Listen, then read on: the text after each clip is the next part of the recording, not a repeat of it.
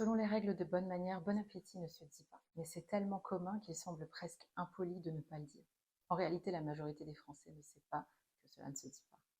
Bonjour, je suis Nadia, experte en savoir-vivre, et cette chaîne est la plateforme où je partage mes conseils et connaissances pour être plus élégante, sûre de soi et ne jamais se sentir mal à l'aise, peu importe les lieux ou les situations. Sentez-vous libre d'intégrer la communauté en cliquant sur la petite cloche pour vous abonner. Est-ce que vous le saviez qu'on ne dit pas bon appétit? Je l'ai déjà expliqué auparavant, en France, le repas est plus qu'un simple moyen de se sustenter. C'est un art et on ne devrait pas avoir besoin d'être encouragé à manger.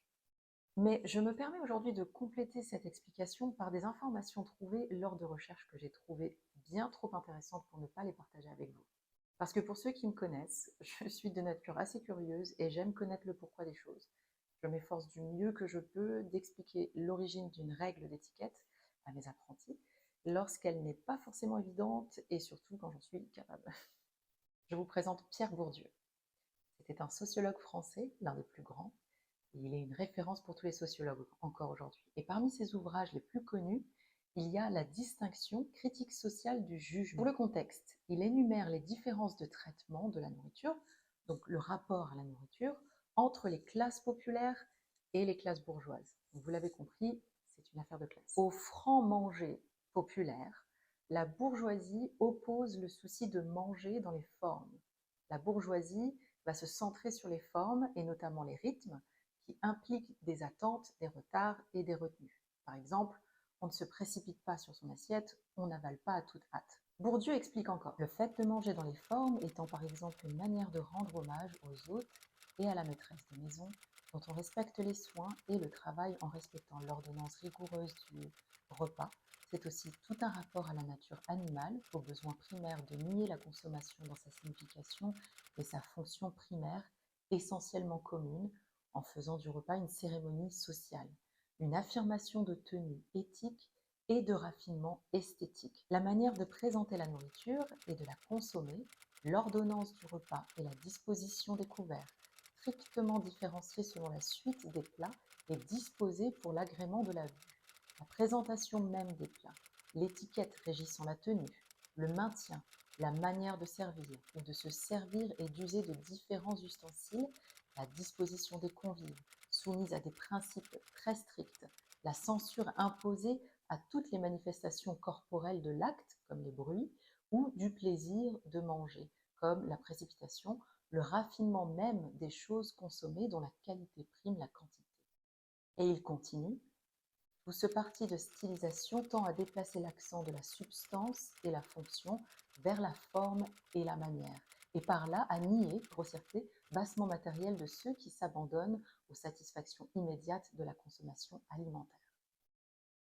Donc on comprend ici que le rapport à la nourriture pour la bourgeoisie englobe bien plus que la simple nourriture, cela englobe tout ce qu'il y a autour, donc la tenue, la décoration de la table, la vaisselle, les couverts, les invités, leur tenue, leur placement à table, l'ordre des plats, leur présentation, etc., etc.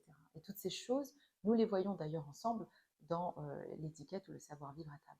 C'est tout un cérémonial. Les raisons énumérées sont que ce cérémonial est une manière de rendre hommage aux hôtes et d'assouvir ce besoin de s'éloigner de la fonction basique, presque animale, de se nourrir. Le repas est un art. D'ailleurs, le repas gastronomique français est devenu patrimoine culturel immatériel de l'humanité de l'UNESCO en 2010.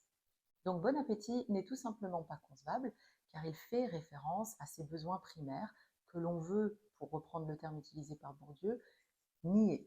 En conclusion, ne pas dire bon appétit est une prérogative pour tous ceux qui font du repas une cérémonie sociale, qui considèrent le terme comme trop fonctionnel, qui considèrent l'art de la table comme quelque chose de beaucoup plus grand que de simplement subvenir à nos besoins primaires.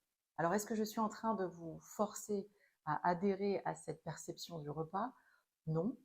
Mais à présent que vous êtes plus éclairé sur la question, vous aurez la liberté de choisir si vous souhaitez appliquer cette règle ou non, en fonction de la situation où vous vous trouvez. Et si au contraire, vous aimeriez vraiment connaître tous les codes de l'élégance, je vous invite à rejoindre ma communauté où je fais mon maximum pour vous aider dans votre quête d'excellence.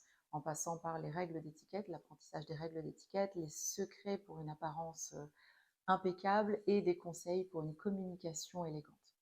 On l'aura compris, bon appétit ne se dit pas, mais c'est tellement commun qu'il serait presque impoli de ne pas le dire. Les grands restaurants préféreront vous souhaiter une bonne dégustation.